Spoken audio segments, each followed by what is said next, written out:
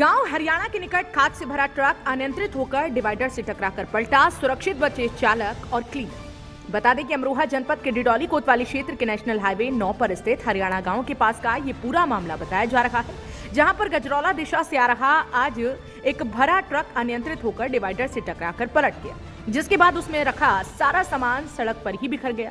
लेकिन गनीमत ये रही कि इस मामले में चालक और क्लीनर दोनों ही सुरक्षित हैं।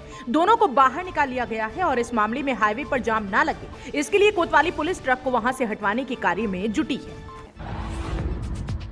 दिल्ली से बरेली जा रहे बाइक सवार युवक की कस्बा जोया में अज्ञात वाहन की टक्कर से हुई मौत। पुलिस ने पोस्टमार्टम हाउस पर भेजा शव। बता दें कि वे दिल्ली में रहकर नौकरी करने वाले बरेली के निवासी अखिलेश अपनी बाइक पर सवार होकर अपने घर बरेली जा रहे थे। रास्ते में अमरोहा जनपद के डिडौली कोतवाली क्षेत्र के नेशनल हाईवे 9 पर स्थित कस्बा जोया में उनकी बाइक को अज्ञात वाहन ने टक्कर मार दी, जिसकी वजह से अखिलेश की मौत हो गई। इस पूरे मामले में उसके शव को डिडौली कोतवाली पुलिस ने पंचनामा भरकर अमरोहा पोस्टमार्टम हाउस पर पोस्टमार्टम के लिए भेजा है, जहां उसके शव का पोस्टमार्टम होगा। उसके बाद ही पोस्टमार्टम रिपोर्ट के आधार पर पुलिस अग्रिम कार्रवाई करेगी। श्री वासुदेव तीर्थ स्थल स्थित मंदिर परिसर में कल चढ़ाया जाएगा जल, तैयारियां हुई शुरू। बता दें कि श्री वासुदेव तीर्थ स्थल पर स्थित भगवान भोलेनाथ के प्रसिद्ध मंदिर परिसर में श्री महाशिवरात्रि के पावन पर्व पर हर साल जलाभिषेक होता है। यहां कांवड़ लाने वाले कांवड़ियों और अन्य श्रद्धालु जल चढ़ाते हैं, जिसके लिए सुरक्षा के इंतजाम किए जाते हैं। यहाँ मंदिर समिति की ओर से श्रद्धालुओं की सुविधा को ध्यान में रखते हुए महिलाओं और पुरुषों के लिए अलग अलग लाइन बनाने के लिए बलिया से बैरिकेडिंग की जा रही है, जहां पर कड़ी सुरक्षा व्यवस्था के इंतजाम भी पुलिस के द्वारा किए जाते हैं और जलाभिषेक सुबह 4 बजे से दोपहर तक चलता रहता है। नौगावा सादात कस्बे के बुद्ध बाजार चौराहे पर भाजपा के नामित सभासद वीरेंद्र सैनी ने की कांवरियों की सेवा। बता दें कि याद दिनांक 28 फरवरी दिन रविवार को पावन पर्व महाशिवरात्रि के अवसर पर नौगावा सादात में भारतीय जनता पार्टी के नेता नामित सभासद वीरेंद्र सिंह सैनी ने हरिद्वार से शिव भक्त जल लेकर जैसे ही कांवड़ियों का जत्था नौगावा सादात पहुंचा, तभी भाजपा नेता ने अपने साथियों के साथ कांवरियों के ऊपर पुष्प वर्षा कर उनका स्वागत किया और भगवान शंकर का स्मरण करते हुए उनके नाम के जयकारे लगाए। इस अवसर पर थम्मन सिंह चौहान, देवेश सैनी, डॉक्टर चरण सिंह सैनी, मोनू सैनी आदि उपस्थित रहे। गांव जीरखी के पास अज्ञात वाहन की टक्कर से पैदल जा रहे रामपाल वर्मा हुए घायल, जिला अस्पताल में भर्ती। बता दें कि अमरोहा जनपद के अमरोहा धनौरा मार्ग पर स्थित गांव जीरखी के पास पैदल जा रहे रामपाल वर्मा नाम के करौंदी गांव के निवासी शख्स को अज्ञात वाहन ने टक्कर मार दी, जिसकी वजह से वह घायल हो गए। उनको इलाज के लिए अमरोहा के जिला अस्पताल में भर्ती कराया गया है। यहाँ पर उनका इलाज चल रहा है। इस मामले में उनके परिवार वालों ने बताया कि अज्ञात वाहन चालक का कोई सुराग नहीं लगा है, उसकी तलाश के प्रयास किए जा रहे हैं। गांव कताई मिल के पास एम्बुलेंस कर्मचारियों ने कैंप लगाकर की कांवड़ियों की सेवा। बता दें कि अमरोहा जनपद के 108 एम्बुलेंस के प्रभारी अब्दुल कादिर ने बताया कि मुख्य चिकित्सा अधिकारी डॉक्टर संजय अग्रवाल के निर्देश पर जनपद भर में अलग अलग स्थानों पर एम्बुलेंस कर्मचारी कांवड़ियों की सेवा कर रहे हैं। उन्होंने कहा कि इसी क्रम में गाँव कताई मिल पर लगे कैंप में प्रमोद और फहीम नाम के एम्बुलेंस कर्मचारियों ने कांवड़ियों की सेवा की, उनको फर्स्ट एड दिया और उनको दवाई आदि वितरित की। उन्होंने कहा कि हम एम्बुलेंस वालों को जो भी काम मिलता है उसे हम पूरी लगन और ईमानदारी के साथ करते हैं। अमरोहा शहर के आरके पब्लिक स्कूल से 12वीं कक्षा पास करने के बाद होनहार छात्र मोमिन अब्बास ने घर पर ही रहकर नीट की तैयारी की और पहली बार में ही 618 अंक हासिल कर अमरोहा में कीर्तिमान स्थापित कर दिया। मोमिन अब्बास की इस उपलब्धि से आरके पब्लिक स्कूल ने उन्हें सम्मानित भी किया है और अपने कॉलेज की होर्डिंग में उनका फोटो पहले स्थान पर लगाया है। आज अमरोहा शहर में जगह जगह कॉलेज के बोर्ड लगे हुए हैं, जिसने मोमिन अब्बास का फोटो भी सब लोगों को आकर्षित कर रहा है। उनकी इस उपलब्धि से जहां कॉलेज में जश्न का माहौल है, वहीं मोमिन अब्बास के घर में भी बधाई देने वाले लोगों का तांता लगा हुआ है। फिलहाल मोमिन का दाखिला शाहजहांपुर के मेडिकल कॉलेज में हो गया है, जहां वो MBBS की शिक्षा ग्रहण करने जा रहे हैं। अब्दुल करीम खान इंटर कॉलेज के शिक्षक और मोहल्ला चाहगौरी निवासी उनके पिता अब्बास खान ने बताया कि मोमिन शुरू से ही पढ़ने में होशियार हैं और उन्होंने घर पर ही रहकर हाफजा भी कर लिया था। मेरा नाम गरिमा मिश्रा है, मैं यूपी लखनऊ से हूँ। हम कीव में स्टक हो चुके हैं, पूरी चारों तरफ से घिर चुके हैं। ठीक है, यहाँ पे हमें कोई हेल्प नहीं दे रहा है और मुझे नहीं लगता कि यहाँ पे किसी को कोई हेल्प, जो भी हमें हेल्प होनी है वो मिलने वाली नहीं है। हमने कुछ वीडियोस देखी हैं, जब अभी थोड़ी देर पहले हम MBC को कॉल्स कर रहे हैं, MBC हमें हमारी कॉल्स नहीं उठा रही है। सेकंड थिंग, हम लोगों को बात करने की कोशिश कर रहे हैं, हमारा कुछ नहीं हो पा रहा। हम सिर्फ यहाँ पे फंस चुके हैं। जहाँ पे हम रह रहे हैं वहाँ पे बहुत सारे लोग आते हैं जो कल रात को हंगामा करते हैं, वो गेट तोड़ते हैं। देन उसके बाद अंदर आने की कोशिश करते हैं, क्या होता है हमें कुछ भी नहीं पता। यहाँ पे किसी को कुछ भी नहीं पता जो हमारे साथ सिचुएशन। लेकिन जब अभी कुछ टाइम के बाद हमने सोचा कि हम यहाँ से निकलते हैं और हम यहाँ से किसी तरह निकलते हैं बाई ट्रेन, क्योंकि हम बाई ट्रेन निकले या फिर हम बसेस निकले, कार से निकले। कार से अभी जस्ट मेरे एक दोस्त ने बताया है मुझे कि जो बच्चे यहाँ से निकले हैं कीव से बाई कैब और बाई बस, उनको रशियन आर्मी ने पहले स्टक किया, उन पे फायरिंग करी और उनकी लड़कियों को लेके, उन इंडियंस लड़कियों को लेके गए, पता नहीं कहाँ लेके गए, ये किसी को कुछ नहीं पता, सिर्फ लड़कियों को, और लड़कों का कुछ पता नहीं है। सेकंड थिंग, ये रोमानिया बॉर्डर में अभी हमें वीडियोस मिल रही है, उन वीडियोस में दिखाया जा रहा है कि रोमानियंस आर्मी वहां पे उन्हें मार रही है और उनके साथ बहुत ज्यादा बदतमीजी कर रही है। तो प्लीज अब कहाँ गए? हम तो मूवीज में देखते थे ना, योगी जी, मोदी जी, जो भी है, प्लीज हम वीडियोस देखते थे ना, हमें बचाया जाता था, ऐसे हमारे अंदर ये रहता था कि हमें बचा लिया जाएगा। बट अभी हमें नहीं लगता कि हमें कुछ बचाया जाएगा, शायद पता नहीं हमारे साथ क्या हो। प्लीज गवर्नमेंट, आप जो भी हो, जहाँ भी हो, प्लीज हमें आगे बचाओ, या फिर आप प्लीज यहाँ पे बाय एयर कुछ भी भेजो,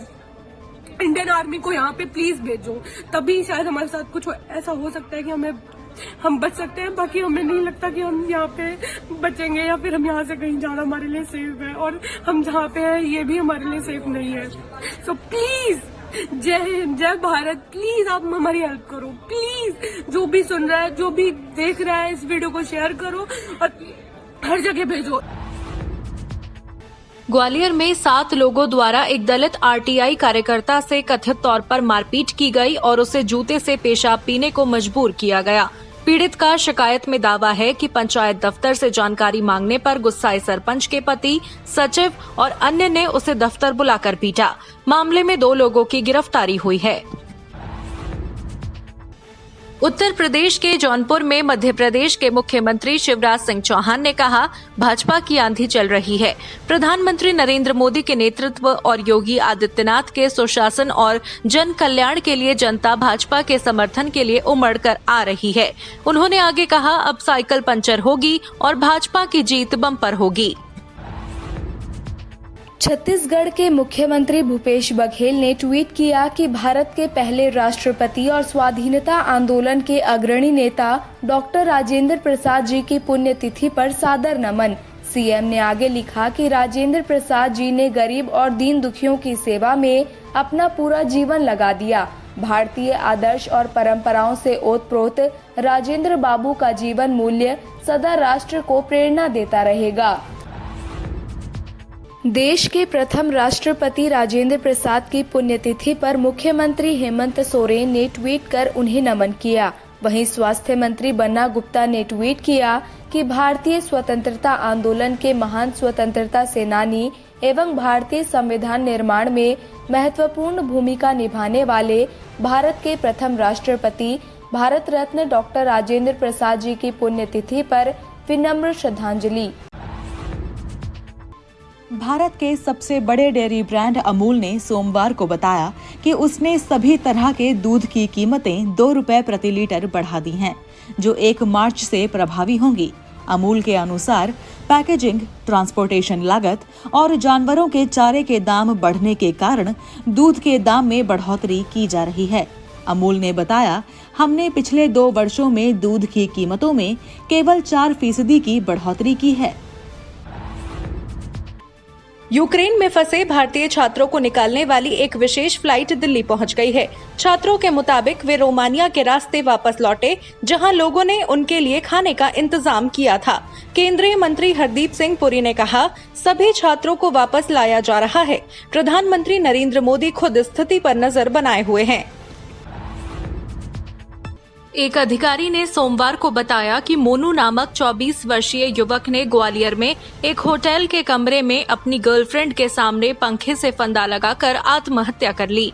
रिपोर्ट्स के मुताबिक युवक ने अपने बड़े भाई की पत्नी से मारपीट की थी और मामले में पुलिस द्वारा थाने बुलाने के बाद वो होटल में रह रहा था।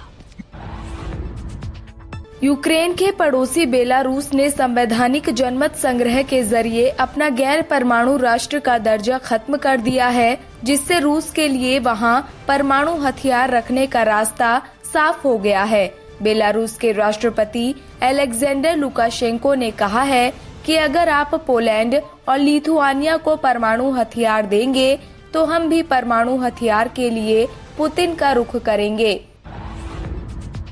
कांग्रेस नेता राहुल गांधी ने यूक्रेन युद्ध के बीच यूक्रेन में फंसे भारतीयों के साथ मारपीट का वीडियो शेयर किया है।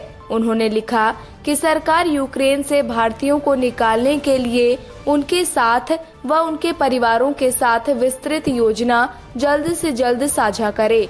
दरअसल यूक्रेन पोलैंड सीमा पर भारतीय छात्रों ने यूक्रेनी बलों पर हवाई फायरिंग व मारपीट का आरोप लगाया था। श्रीलंका के खिलाफ 3 मैचों की T20 इंटरनेशनल सीरीज जीतने के बाद भारतीय कप्तान रोहित शर्मा ने जयदेव शाह को ट्रॉफी थमाते हुए ग्रुप फोटो के लिए खिलाड़ियों के साथ आने को कहा था। दरअसल जयदेव इस सीरीज के लिए BCCI के प्रतिनिधि थे। बता दें कि जयदेव सौराष्ट्र के कप्तान रह चुके हैं और पूर्व BCCI सचिव निरंजन शाह के बेटे हैं। यूक्रेन के विदेश मंत्रालय का दावा है कि रूसी सेना ने दुनिया के सबसे बड़े विमान AN-225 मरिया को नष्ट कर दिया है। यूक्रेन के विदेश मंत्री दिमित्रो कुलेबा ने ट्वीट किया कि वे एक मजबूत, स्वतंत्र और लोकतांत्रिक यूरोपीय देश बनने के हमारे सपने को नष्ट नहीं कर पाएंगे। हम जीतेंगे। यूक्रेन के आधिकारिक ट्विटर हैंडल ने लिखा कि हम इसे दोबारा बनाएंगे। युद्ध प्रभावित यूक्रेन के पड़ोसी देशों में केंद्रीय मंत्री हरदीप सिंह पुरी, ज्योतिरादित्य सिंधिया, किरण रिजिजू और VK सिंह को विशेष दूत के तौर पर भेजा जाएगा। वे सीमावर्ती इलाकों से भारतीयों की निकासी की देखरेख करेंगे। आपको बता दें कि ये फैसला यूक्रेन संकट पर चर्चा को लेकर बुलाई गई प्रधानमंत्री नरेंद्र मोदी की अध्यक्षता वाली एक उच्च स्तरीय बैठक में लिया गया है। युद्ध के बीच एयरलाइन कंपनी स्पाइस जेट ने ऐलान किया है कि वह यूक्रेन में फंसे भारतीय नागरिकों को निकालकर घर लाने के लिए हंगरी के बुडापेस्ट के लिए विशेष फ्लाइट का संचालन करेगी। स्पाइस जेट बोइंग 737 मैक्स विमान का इस्तेमाल करेगी और जॉर्जिया के रास्ते बुडापेस्ट पहुंचेगी। इसके साथ ही स्पाइस जेट ऐसी और विशेष फ्लाइट्स संचालित करने की योजना बना रही है। भारत ने यूक्रेन संकट को लेकर महासभा का आपात सत्र बुलाने से संबंधित संयुक्त राष्ट्र सुरक्षा परिषद यानी UNSC की वोटिंग में शामिल नहीं होने का कारण बताया है। भारत ने कहा, कूटनीति और बातचीत के रास्ते पर लौटने के अलावा कोई विकल्प नहीं है।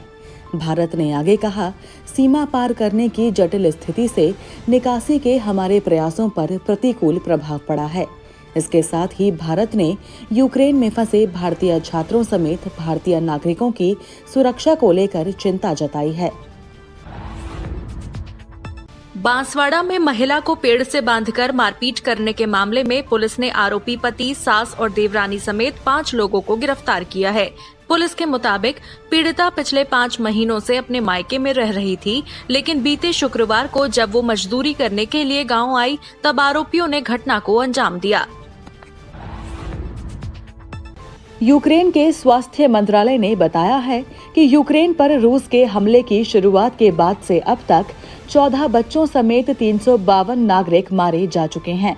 यूक्रेन ने कहा कि 116 बच्चों समेत 1684 लोग घायल हुए हैं। इससे पहले रूस ने दावा किया था कि उसके सैनिक केवल यूक्रेन के सैन्य ठिकानों को निशाना बना रहे हैं। IPL 2022 से पहले पंजाब किंग्स ने मयंक अग्रवाल को कप्तान नियुक्त कर दिया है। इसे लेकर अग्रवाल ने कहा, मैं 2018 से पंजाब किंग्स के साथ हूं और इस कमाल की टीम का प्रतिनिधित्व करने पर मुझे गर्व है। खुश हूं कि मुझे ये मौका दिया गया। अग्रवाल ने आगे कहा, इस सीजन टीम में जिस तरह का टैलेंट है उससे मेरा काम आसान हो गया है।